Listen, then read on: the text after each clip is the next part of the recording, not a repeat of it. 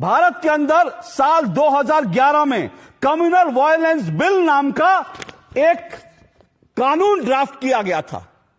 और आज मैं इस बात को डंके की चोट पर कह रहा हूं, इस बिल को जिन्होंने ड्राफ्ट किया उसमें 32 लोग थे, और वो 32 लोग चुने हुए नेता नहीं थे।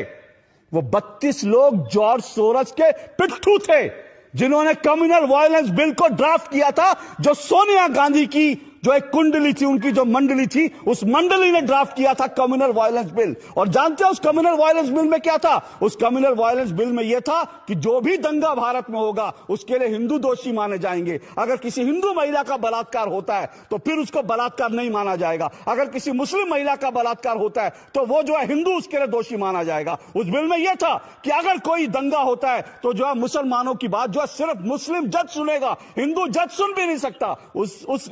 उस प्रस्तावित कानून में यह था कि अगर दंगा होता है और अगर एक मुसलमान कह देता है कि फलाना हिंदू दोषी है तो उसके खिलाफ तुरंत एफआईआर होगी और उसको जेल में डाल दिया जाएगा, और उस हिंदू को साबित करना है कि वो निर्दोष था। कानून साबित नहीं करेगा, उसको साबित करना है कि वो निर्दोष था। तुरंत जो है वहां पर न्याय होगा। और न्याय क्या होगा? हिंदू को उठा के जेल में डाल दिया जाएगा और मुसलमान जो है उसको माना नहीं जाएगा। ये कम्युनल वायलेंस बिल 2011 में बना था। और इस बिल के पीछे दिमाग जानते हैं किसका है?